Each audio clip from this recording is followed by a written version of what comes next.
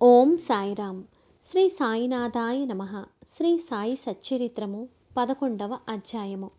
సగుణ బ్రహ్మ స్వరూపమే సాయిబాబా. డాక్టర్ పండితుని పూజ. హాజీ సిద్దిక్ ఫాల్కే. పంచభూతములు బాబా స్వాధీనము. సగుణ బ్రహ్మ స్వరూపమే సాయిబాబా. భగవంతుడు లేదా బ్రహ్మము రెండు విధములుగా అవతరింపవచ్చును. ఒకటి నిర్గుణ స్వరూపము, రెండు సగుణ స్వరూపము. నిర్గుణ స్వరూపానికి ఆకారము లేదు, సగుణ స్వరూపానికి ఆకారము కలదు. రెండును పరబ్రహ్మము యొక్క స్వరూపములే. మొదటి దానిని కొందరు ధ్యానింతురు, రెండవ దానిని కొందరు పూజింతురు. భగవద్గీత 12వ అధ్యాయములో సగుణ స్వరూపమును పూజించుటయే సులభమని కలదు, కావున దానినే అనుసరించవచ్చునని చెప్పిరి.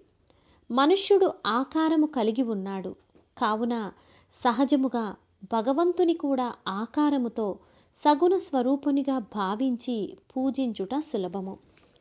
కొంతకాలం వరకు సగుణ స్వరూపమగు బ్రహ్మను పూజించిన గాని మన భక్తి ప్రేమలు వృద్ధి చెందవు. క్రమముగా ఆ భక్తి నిర్గుణ స్వరూపమగు పరబ్రహ్మోపాసనకు దారితీయును. విగ్రహము, యజ్ఞవేదిక, అగ్ని, వెలుతురు, సూర్యుడు, నీరు, బ్రహ్మము ఈ 7 పూజనీయములు. కానీ సద్గురువు వీని అన్నింటికంటే నికృష్టుడు. అట్టి సద్గురుడైన సాయినాథుని మనమున ధ్యానించెదముగాక. వారు రూపుదాల్చిన వైరాగ్యము, నిజ భక్తులకు విశ్రాంతి ధామము. వారి వాక్కులయందు మనకు గల భక్తియే ఆసనముగా, మన కోరికలన్నీయు విసర్జించుటయే పూజా సంకల్పముగా చేసి వారిని ఉపాసింతుముగాక. కొందరు సాయిబాబా ఒక భగవద్భక్తుడనెదరు, కొందరు మహాభాగవతుడందరు. కానీ మాకు మాత్రం బాబా సాక్షాత్తు భగవంతుని అవతారమే. వారు క్షమాశీలురు, క్రోధరహితులు, రుజువర్తనులు, శాంతమూర్తులు, నిశ్చలులు, నిత్య సంతుష్టులు. శ్రీ సాయిబాబా ఆకారముతో కనిపించినప్పటికీ వాస్తవానికి వారు నిరాకార స్వరూపులు, నిర్వికారులు, నిస్సంగులు, నిత్యముక్తులు. గంగానది సాగర సంగమం చేయబోవుటకు ముందు దారిలో తాపార్తులకు చల్లదనాన్నిస్తూ, చెట్లు చేమలకు జీవాన్నిస్తూ, ఎందరో దాహార్తుల దాహాన్ని తీరుస్తూ సాగిపోతున్నటులే సాయిబాబా వంటి మహాత్ములు తమ జీవన గమనంలో జనులకు సుఖశాంతులను ప్రసాదిస్తూ జగత్తును పావనం చేస్తున్నారు. భగవద్గీత యందు శ్రీకృష్ణుడు మహాత్ములు తన ఆత్మానియు తన సజీవ ప్రతిమానియు తానే వారని వారే తానని నుడివి ఉన్నారు. వర్ణింపనలవి కాని ఆ సచ్చిదానంద స్వరూపమే షిరిడీలో సాయిబాబా రూపమున అవతరించెను. శృతులు బ్రహ్మమును ఆనంద స్వరూపముగా వర్ణించుచున్నవి. తైత్తిరీయ ఉపనిషత్తు. ఈ సంగతి పుస్తకముల యందు చదువుచున్నాము. కానీ భక్తులు ఈ ఆనంద స్వరూపమును షిరిడీలో అనుభవించిరి. సర్వానికి ఆధారభూతమగు బాబా ఉపాధి రహితుడు. వారు తమ ఆసనము కొరకు ఒక గోనె సంచిని ఉపయోగించేవారు. భక్తులు దానిపై చిన్న పరుపు వేసి ఆనుకొనుటకు చిన్న బాలేసును సమకూర్చిరి. బాబా తన భక్తుల కోరికను మన్నించి వారి వారి భావాన్ని అనుసరించి తనను పూజించుటకు ఎట్టి అభ్యంతరము చూపకుండెను. కొందరు చామరములతోనూ, కొందరు విసనకర్రలతోనూ విసురుతూ ఉండేవారు. కొందరు సంగీత వాద్యములను మ్రోగించుచుండిరి. కొందరు వారికి ఆర్ఘ్యపాద్యములను సమర్పిస్తూ ఉండిరి. కొందరు వారికి చందనము, అత్తరు పూస్తూ ఉండిరి. కొందరు తాంబూలం సమర్పిస్తూ ఉండిరి. కొందరు నైవేద్యం సమర్పిస్తూ ఉండిరి. షిరిడీలో నివసించుచున్నట్లు కనిపించినప్పటికీ వారు సర్వాంతర్యామి. ఎక్కడ చూసినను వారే ఉండువారు. భక్తులు బాబా యొక్క సర్వాంతర్యామిత్వమును ప్రతిరోజు అనుభవిస్తూ ఉండేవారు. సర్వాంతర్యామియగు ఆ సద్గురుమూర్తికి మా వినయపూర్వక సాష్టాంగ నమస్కారములు. డాక్టర్ పండితుని పూజ. తాత్యా సాహెబ్ నూల్కర్ మిత్రుడైన డాక్టర్ పండిత్ ఒకసారి బాబా దర్శనానికే షిరిడీ వచ్చెను. బాబాకు నమస్కరించిన పిమ్మట మసీదులో కొంతసేపు కూర్చొనెను. అతనిని దాదాభట్ కేల్కర్ వద్దకు పొమ్మని బాబా చెప్పెను. డాక్టర్ పండిత్ అటులనే దాదాభట్ వద్దకు పోయెను. దాదాభట్ అతనిని సగౌరవముగా ఆహ్వానించెను. బాబాను పూజించుటకై పూజా సామాగ్రి పల్లెముతో దాదాభట్ మసీదుకు వచ్చెను. డాక్టర్ పండిత్ కూడా అతనిని అనుసరించెను. దాదాభట్ బాబాను పూజించెను. అంతకు మునుపెవ్వరూ బాబా నుదిటిపై చందనము పూయుటకు సాహసించలేదు. ఒక్క మహల్సాపతి మాత్రమే బాబా కంఠమునకు చందనము పూస్తూ ఉండెను. కానీ ఈ అమాయక భక్తుడగు డాక్టర్ పండిత్ దాదాభట్ యొక్క పల్లెము నుండి చందనమును తీసుకొని బాబా నుదిటిపై త్రిపుండ్రాకారముగా వ్రాసెను. అందరికీ ఆశ్చర్యం కలుగునట్లు బాబా ఒక్క మాటైనను అనక ఊరుకున్నారు. ఆనాడు సాయంకాలం దాదాభట్ బాబాను ఇలా అడిగెను. బాబా, మేమెవరైనా మీ నుదుటిపై చందనం పూయుదుమన్నా నిరాకరింతురే. డాక్టర్ పండిత్ వ్రాయగా ఈనాడేల ఊరుకుంటిరి అని. అందులకు బాబా ప్రసన్నముగా ఇట్లు సమాధానమిచ్చెను.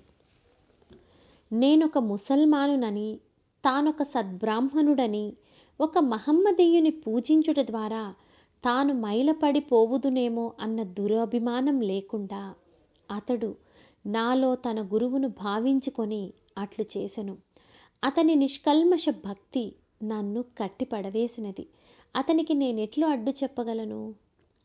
దాదాభట్ ఆ తరువాత డాక్టర్ పండితుని ప్రశ్నించగా అతడు బాబాను తన గురువుగా భావించి తన గురువునకు వనరించినట్లు బాబా నుదుటిపై త్రిపుండ్రము వ్రాసి తిని అనెను.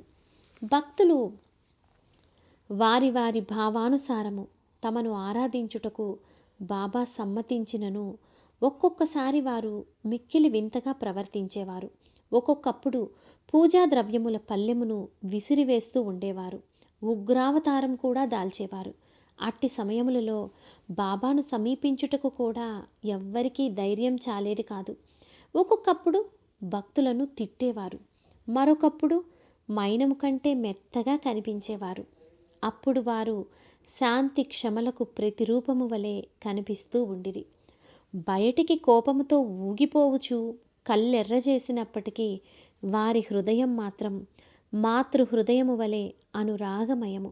వెంటనే వారు తమ భక్తులను ప్రేమతో దగ్గరికి తీసి, నేనెప్పుడూ ఎవ్వరిపైనా కోపించి ఎరుగను. తల్లి తన బిడ్డలనెక్కడైనా తరిమివేయునా? సముద్రము తనను చేరు నదులనెప్పుడైనా తిరగ్గొట్టునా? నేను మిమ్మల్నెందుకు నిరాదరించెదను? నేనెప్పుడూ మీ యోగక్షేమములనే ఆపేక్షించెదను. నేను మీ సేవకుడను. నేనెప్పుడు మీ వెంటనే ఉండి పిలిచిన పలుకుతాను. నేనెప్పుడు కోరేది మీ ప్రేమను మాత్రమే అనేవారు హాజీ సిద్దిక్ ఫాల్కే.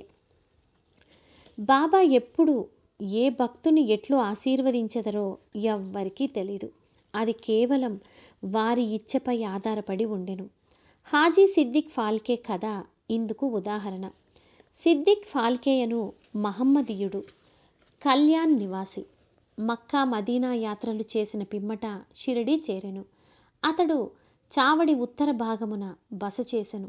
9 నెలలు షిరిడీలో ఉన్నను బాబా వానిని మసీదులో పాదము పెట్టనివ్వలేదు. అతడు మసీదు ముందున్న ఖాళీ జాగాలో కూర్చొని ఉండెను. ఫాల్కే మిక్కిలి నిరాశ నిస్పృహలకు లోనయ్యెను. ఏమి చేయుటకు అతనికి తోచకుండెను. నిరాశ చెందవద్దని నందీశ్వరుని ద్వారా వెళ్ళిన శివుడు ప్రసన్నుడైనట్లు మాధవరావు దేశపాండే అంటే శ్యామా ద్వారా బాబా వద్దకెళ్ళిన అతని మనోరథం సిద్ధుంచునని కొందరు భక్తులు అతనికి సలహా ఇచ్చారు. సరే అటులే అని తన తరపున బాబాతో మాట్లాడమని శ్యామాను ఫాల్కే వేడుకున్నాడు. శ్యామ అందులోకి సమ్మతించి ఒకనాడు సమయం చూసి బాబాతో ఇట్లనెను. బాబా, ఆ ముదుసలి హాజీని మసీదులో కాలు పెట్టనియ్యవేలా?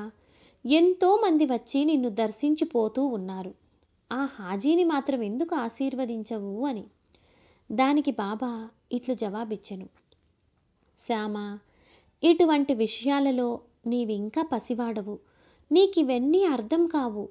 అల్లా ఒప్పుకొననిచో నేనేమి చేయగలను? అల్లా మియా కటాక్షము లేనిచో ఈ మసీదులో పాదము పెట్టగలుగు వారెవ్వరు? సరే, నీవు వాని వద్దకు పోయి వానిని బారవి బావి వద్దనున్న ఇరుకు కాలిబాటకు రాగలడేమో అడుగుము. శ్యామ పోయి హాజీని ఆ విషయం అడిగి తిరిగి బాబా వద్దకొచ్చి హాజీ అందులకు సమ్మతించనని చెప్పెను. 40,000 రూపాయలు 4 వాయిదాలలో ఇవ్వగలడేమో కనుక్కోమని తిరిగి పంపించెను. శ్యామ వెంటనే పోయి హాజీ తాను 4 లక్షలు కూడా ఇచ్చుటకు సిద్ధముగా ఉన్నానని జవాబు తెచ్చెను. సరే, మరల పోయి వానిని ఇలా అడుగుము. మసీదులో ఈనాడు మేకను కోసెదము. వానికి దాని మాంసము కావలెనో వృషణములు కావలెనో కనుక్కొనుము. బాబా వారి కొలంబో అంటే మసీదులో బాబా భిక్ష చేసి తెచ్చిన పదార్థములుంచెడి మట్టి పాత్ర. దానిలో ఉన్న చిన్న ముక్కతోనైనా సంతృష్టి చెందెదనని శ్యామ ద్వారా హాజీ బదులు చెప్పెను. ఇది వినగానే బాబా మిక్కిలి కోపముతో మసీదులోని కొలంబా నీటి కుండలను బయటికి విసిరివేసి తిన్నగా చావడిలో ఉన్న హాజీ వద్దకు పోయి తన కఫ్నీని పైకెత్తి పట్టుకొని తీవ్ర స్వరంతో, నన్ను గురించి ఏమనుకుంటున్నావు?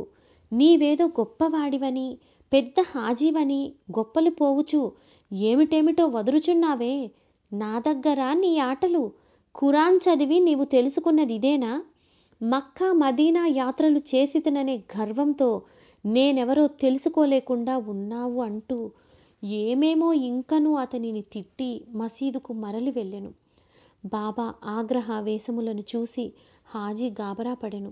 ఆ పిమ్మట బాబా కొన్ని గంపల మామిడి పండ్లను కొని వాటిని హాజీకి పంపెను. తిరిగి హాజీ వద్దకు వచ్చి తన జేబులో నుంచి 55 రూపాయలు తీసి లెక్కపెట్టి హాజీ చేతిలో పెట్టెను. అప్పటి నుంచి హాజీని బాబా ప్రేమాదరములతో చూస్తూ భోజనానికి పిలుస్తూ ఉండేవారు. హాజీ ఆనాటి నుండి తనకిష్టం వచ్చినప్పుడెల్లా మసీదులోనికి వచ్చిపోతూ ఉండెను. బాబా ఒక్కొక్కప్పుడు వానికి డబ్బు ఇస్తూ ఉండెను. బాబా దర్బారులో అతను కూడా ఒకడయ్యెను. పంచభూతములు బాబా స్వాధీనము. బాబాకు పంచభూతములు స్వాధీనములని తెలుపు 2 సంఘటనలను వర్ణించిన పిమ్మట ఈ అధ్యాయంను ముగించెదను. ఒకనాడు సాయంకాలం షిరిడీలో గొప్ప తుఫాను సంభవించెను. నల్లని మేఘములు ఆకాశమును కప్పెను. గాలి తీవ్రముగా వీచెను. ఉరుములు మెరుపులతో కుంభవృష్టి కురిసెను.